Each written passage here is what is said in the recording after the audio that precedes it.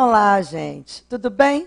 Estamos aqui para mais um encontro, para o nosso último encontro, na verdade, nossa 10ª aula, na nossa turma de correção de questões CESP. Então, o material hoje é bem grandinho. Então, vamos lá? Vamos a ele. Primeira prova da Polícia Civil. Então, vamos ver o texto. É essencial que as autoridades revejam as providências referentes ao tratamento e à custódia de todos os presos, a fim de assegurar que os mesmos sejam tratados com humanidade e em conformidade com a legislação brasileira e o conjunto de princípios da Organização das Nações Unidas, sobre proteção de todo indivíduo sob qualquer forma de detenção ou reclusão, as regras mínimas da ONU sobre o tratamento de prisioneiros e o artigo 10 do Acordo Internacional sobre os Direitos Civis e Políticos, que reza que todo indivíduo privado de liberdade deve ser tratado com humanidade e respeito pela dignidade inerente à pessoa humana. Anistia Internacional, tortura e maus tratos no Brasil. Bom, tendo o texto acima por referência e considerando o tema por ele tratado, julgue os itens seguintes. Número 1. Como o texto se refere a várias ações, seria gramaticalmente correto substituir é essencial por são essenciais na linha 1? Voltando, gente, vejam.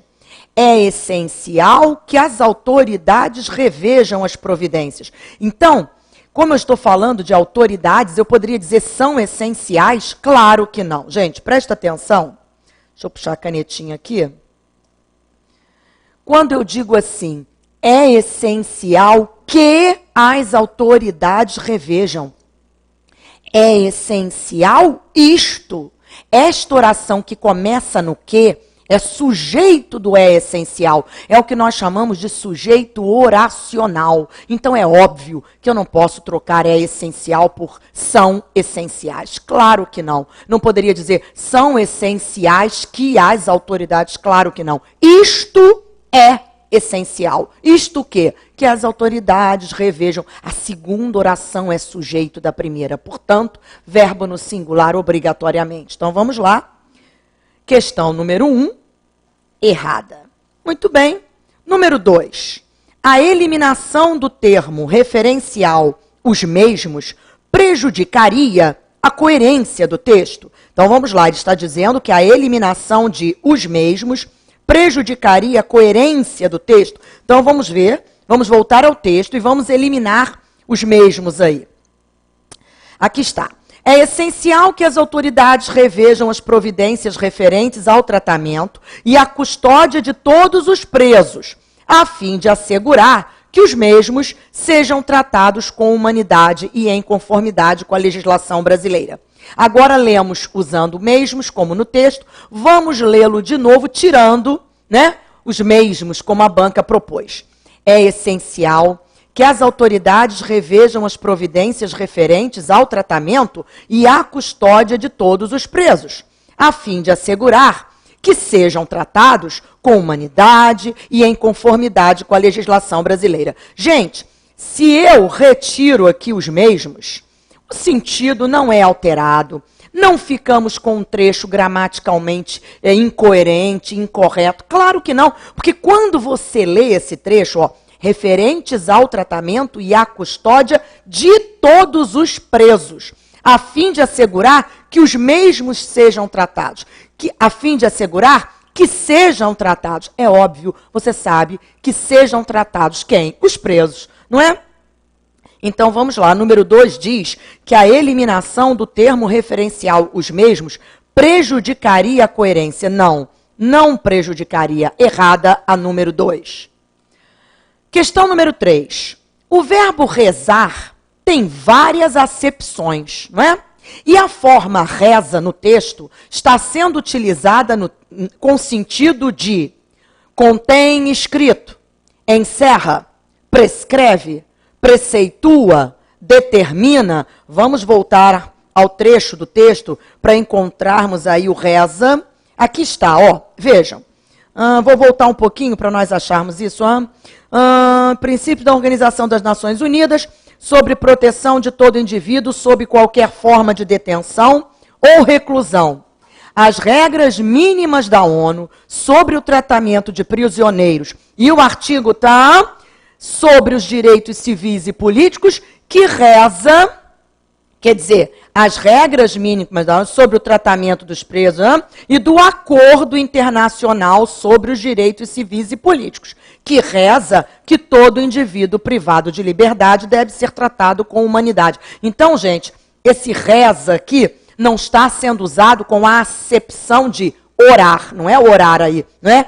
O acordo reza isso, o acordo encerra isso, prescreve isso, preceitua isso, determina isso, contém isto escrito. Então, o verbo rezar tem várias acepções, mas a forma reza no texto está sendo utilizada com sentido de certinha, número 3, correta. Muito bem. Agora, gente, claro que essa prova eu não tirei na íntegra, não é? Eu fui pensando pedaços de diferentes provas com questões interessantes, porque muitas vezes, se pegamos a prova inteira, existem trechos que já nem são tão interessantes, com questões menos interessantes, e aí nós dispensamos para ficar um material mais diversificado. Então, agora, um trecho de uma prova da Petrobras. Hoje, né, as provas da Petrobras são organizadas já por outra banca, inclusive, mas na época, né, em que era CESP e UNB, encontrávamos muitas provas boas e por isso eu trouxe algumas questões. Então vamos a ela. Os itens a seguir, que foram adaptados da internet, na ordem em que se encontram, formam um texto. Julgue-os quanto à correção gramatical. Gente, aquela questão, de novo, clássica da CESP, em que você deve julgar trechos de acordo com a sua correção gramatical. Ou seja, a banca cobra o quê de você numa questão como essa? Tudo, não é, gente? Regência, crase, concordância. Então, vamos em frente. Vamos a ela. Questão número 4. A Petrobras registrou, no dia 25 de dezembro de 2007, mais um recorde diário de produção de óleo no Brasil. Foram 2.238 barris, marca alcançada por poucas empresas em todo o mundo. Gente, a Petrobras registrou, vírgula, no dia 25 de dezembro de 2007, vírgula, pontuação perfeita, mais um recorde diário de produção de óleo no Brasil. Ponto. Foram 2.238 barris, marca alcançada por poucas empresas em todo o mundo. Corretíssima a número 4, nenhuma impropriedade. Vamos à questão 5. Somente em 2007, a companhia inaugurou 5 novas plataformas de petróleo, que acrescentaram 590 mil barris de óleo à capacidade instalada, capacidade máxima de produção, para cuja as unidades foram projetadas nos campos nacionais. O recorde anterior foi alcançado no dia 23 de outubro de 2006, com 1,9 milhões de barris dia. Bom, deixa eu falar uma coisa para você. Mesmo que você não percebesse todas as impropriedades desse trecho, se você percebesse 2 ali gritantes, você já gabaritaria essa questão. Primeiro erro gritante aí que você vai lembrar, nem antes, nem depois de cujo, cuja, cujos, cujas, nós podemos usar artigo. Vou repetir. Nem antes, nem depois de cujo, cuja, cujos, cujas, podemos usar artigo. Então já temos um erro grosseiro aqui no trecho, entre parênteses. Veja, capacidade máxima de produção para cujas as unidades. Nossa, totalmente capenga isso aqui. E o outro erro grosseiro, aqui está, gente, 1,9 milhões de barris, não. Milhões, aí está errado. Eu tenho que concordar com o número que está antes da vírgula, porque o que está sendo dito aqui, na verdade, é que a produção é de 1,9 milhão de barris. Por quê? Porque é 1.900.000 barris. Então, temos que concordar com o número que está antes da vírgula, com o inteiro. Então, 1,9 milhão. Então, vamos corrigir logo isso aqui. Milhão de barris dia. Muito bem. E ainda temos aqui, quer ver, ó, que acrescentaram 590 mil barris de óleo a quê? Quem acrescenta 590 mil barris a quê? A capacidade com acento grave. Enfim, então, a número 5 está errada. Muito bem. Vamos à questão 6. A plataforma P-54, que começou a operar no dia 11 de dezembro, no campo de Roncador, na Bacia de Campos, foi a última das 5 unidades que entrou em operação em 2007. Quando atingir o pico de produção previsto para acontecer no segundo semestre de 2008, elas acrescentarão 180 mil barris por dia à produção nacional. Gente, a plataforma P-54, aí ele parou, deu umas explicações sobre ela, que começou a operar no dia 11 de dezembro, vírgula, no campo de Roncador, vírgula, na Bacia de Campos, vírgula. A plataforma foi a última das 5 unidades que entrou em operação em 2007. Quando atingir, quer dizer, quando essa plataforma atingir o pico de produção previsto para acontecer no segundo semestre de 2008, essa plataforma, acrescentará, não é isso? 180 mil barris por dia, a que ela acrescentará 180 mil barris com acento grave, produção nacional. Número 6, errada, gente. Ok, muito bem. Questão número 7. Em novembro de 2007, 2 outras grandes unidades de produção entraram em operação. 2 pontos, ela vai me dizer que unidades.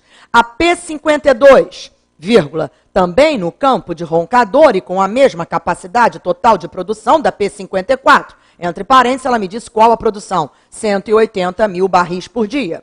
E a FPSO, Cidade de Vitória, vírgula, no campo de Golfinho, vírgula, na Bacia do Espírito Santo, vírgula, com capacidade para produzir 100 mil barris por dia. Número 7, certa, gente. Ok? Muito bem. Agora, um trecho de uma prova da ABIN, não é? Agência Brasileira de Inteligência. Então, vamos ver o texto?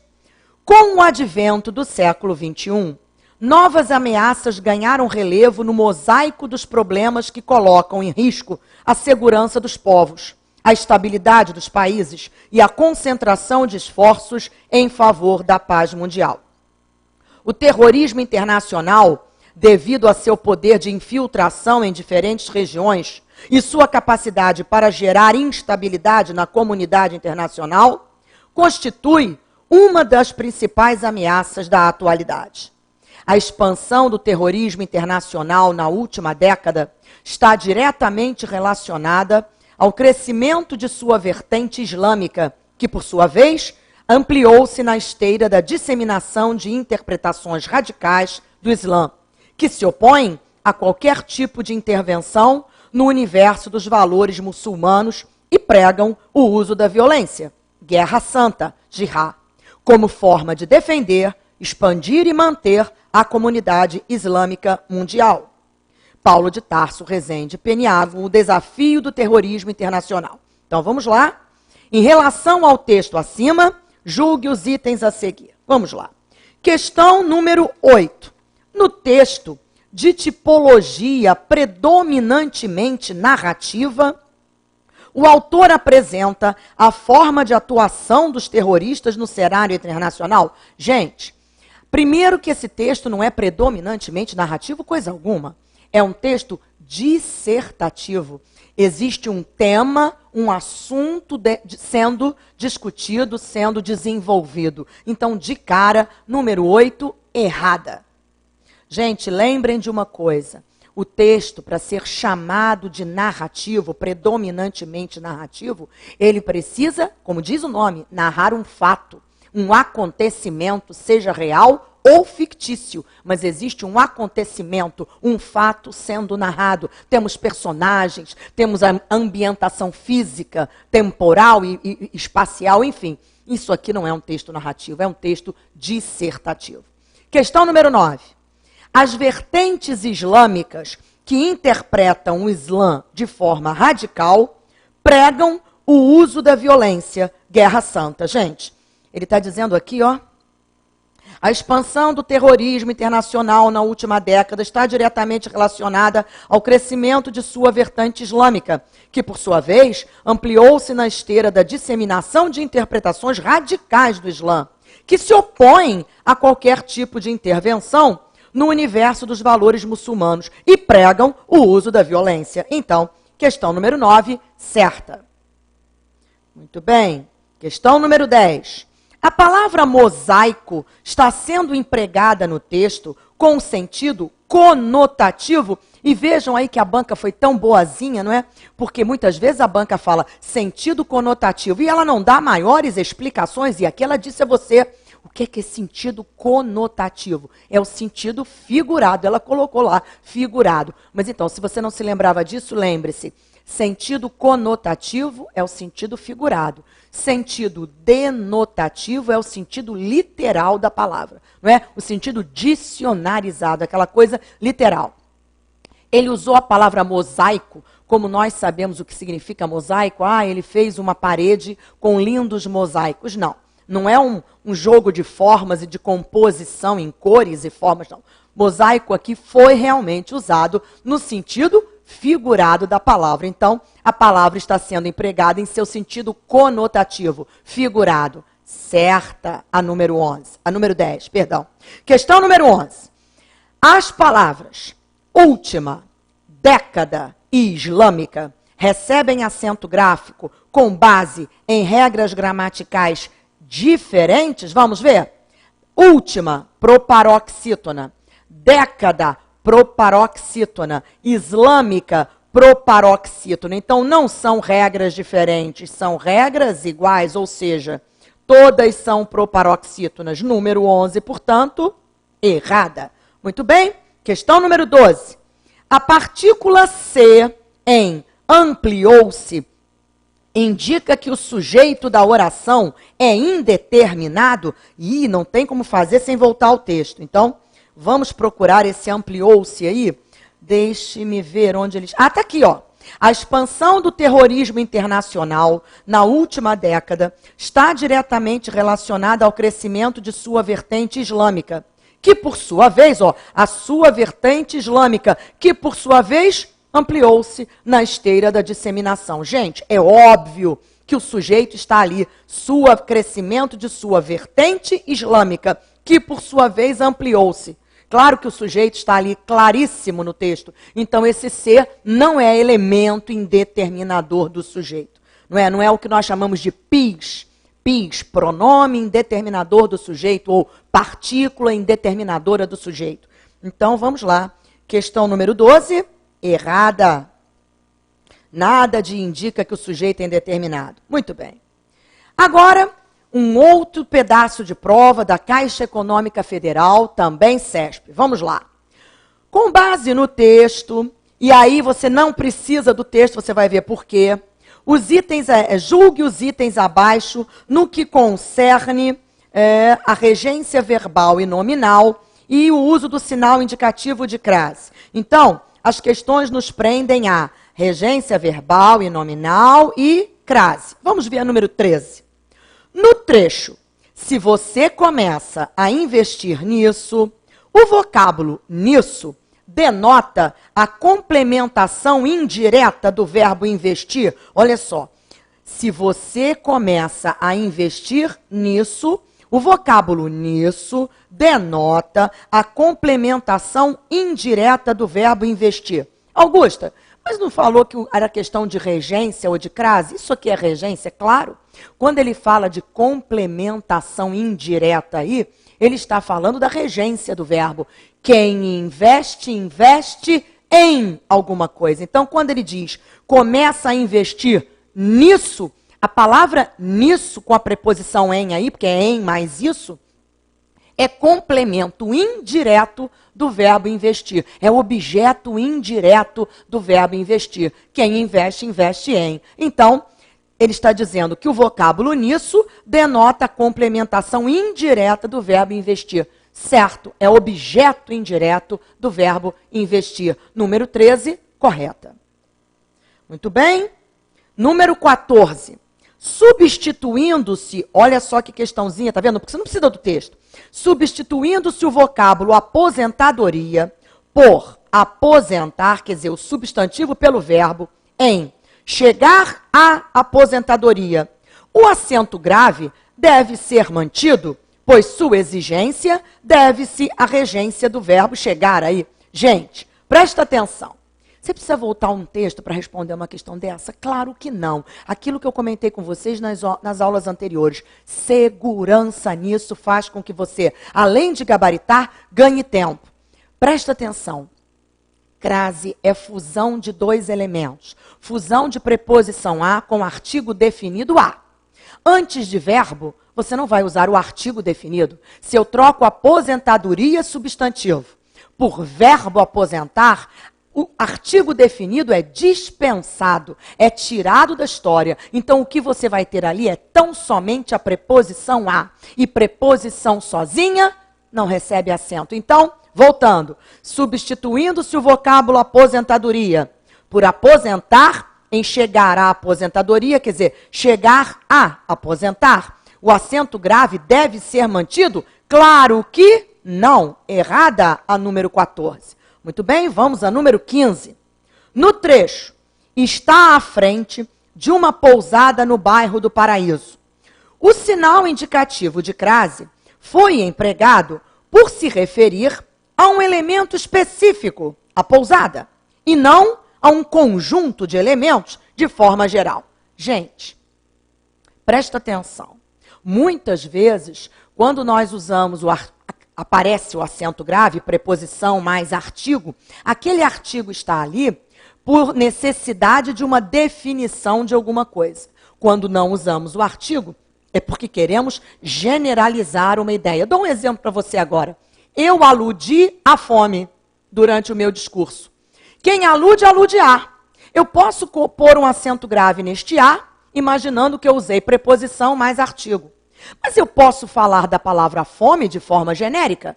Fome, hoje, é uma preocupação de todos. Então, fome, eu não usei o artigo antes de fome. Então, eu posso escrever eu aludi à fome sem acento, usando tão somente a preposição. Agora, se eu disser eu aludi à fome na Etiópia durante o meu discurso, eu aludi à fome na Etiópia, aí o acento é obrigatório. Por quê? Porque eu não estou generalizando a ideia de fome. Ao contrário, eu estou definindo-a, não é? Fome na Etiópia. E se eu definir, subentende-se que eu vou usar o artigo definido a. Então, eu aludi à fome na Etiópia, se eu definir o que eu tenho ali, preposição a mais artigo a, e terei o acento grave neste a. Aqui, este acento não tem nada a ver com específico nem geral. Vem comigo, ó. Está à frente de uma pousada. Gente, quando estudamos crase, vemos que quando temos expressões adverbiais, não é isso? Com palavras femininas, ele saiu à noite. Expressão adverbial de tempo com palavra feminina. Então, à noite com acento. Ele estava à porta do teatro. Ele estava onde? À porta do teatro. É uma expressão adverbial com palavra feminina, porta. Então, à porta do teatro com acento. Ele está à frente do projeto. Expressão adverbial com palavra feminina, frente, acento grave aí. Então, não é porque geral nem específico aqui, claro que não. É por termos aí uma expressão adverbial com palavra feminina, frente. Então, número 15, errada. Muito bem. Número 16. No trecho, a 4 quadras da sua casa, o emprego do sinal indicativo de crase em a é facultativo? Gente, presta atenção. Ele mora ou ele estava a 4 quadras de sua casa. Gente, 4 quadras. Para e pensa. Crase é preposição com artigo.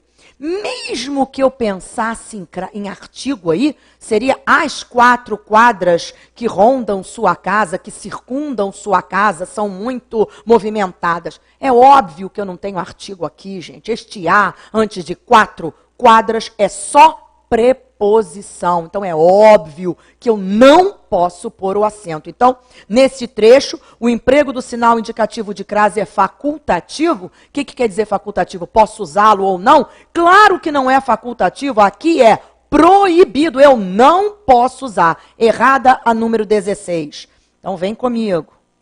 Vamos riscar aqui, vamos colocar. É proibido aqui, gente. Ok. Número 17. O verbo reflete em um benefício que não reflete diretamente no bolso das pessoas da terceira idade. É intransitivo. Presta atenção, gente. Intransitivo é aquele verbo que não tem complemento, não é isso? Independente, autônomo, eu digo assim, fulaninho viajou, intransitivo. Fulaninho partiu, intransitivo. Fulaninho morreu, intransitivo. Fulaninho nasceu, intransitivo. Agora, olha aqui. Um benefício que não reflete diretamente em alguma coisa. O que reflete, reflete em. Então, o verbo refletir aqui é intransitivo, ele é autônomo, independente? Não. Ele precisa e tem o complemento dele aí. Então, número 17, errada. Vamos por aqui, errada. Muito bem. Agora, com relação à concordância, agora vamos ver concordância e o uso de novo do sinal indicativo de crase, julgue os itens abaixo. Vamos lá. Questão 18. No trecho, 1 bilhão de pessoas não têm acesso à água potável. A forma verbal tem concorda com o termo bilhão. Gente, 1 bilhão de pessoas não têm acesso à água. Presta atenção. Bilhão de pessoas. Quando ele põe esse tem aqui com acento, lembra disso? O tem no singular não tem acento. Ele tem um carro sem acento. Eles têm carros modernos. Eles têm. O tem está no plural, acento nele. Quando ele escreve 1 bilhão de pessoas tem e põe o tem com acento, ele optou pela concordância com pessoas. Se ele optasse por 1 bilhão, por 1 bilhão, ele teria que concordar com esse 1 aí e dizer tem no singular. Então, ó, no trecho, 1 bilhão de pessoas não têm acesso à água, a forma verbal tem está concordando com o termo bilhão? Claro que não, errada a número 18. Presta atenção uma coisa. CESP, em suas provas, já cobrou essa história de número várias vezes, gente, mas várias vezes. Quando você diz assim, ele teve muita sorte, ele recebeu a indenização do banco e acabou recebendo 1,34 milhões de reais. Não se diz isso, 1,34 milhões. Você concorda com o número que está antes da vírgula. Se o número que está antes da vírgula, que é o inteiro, é 1, você vai dizer que ele recebeu 1,34 milhão de reais. Porque, na verdade, o que você está dizendo é que ele recebeu 1.340.000 reais. Tá? Então, olha só, claro, se eu troco 1 por 2, 2,34, aí sim, milhões, porque são 2.340.000. Tá? Então, e aqui, quando ele diz 1 bilhão de pessoas, se ele disse tem com acento circunflexo, obviamente ele fez a concordância com o plural, pessoas. Lembra disso, o verbo ter e o verbo vir.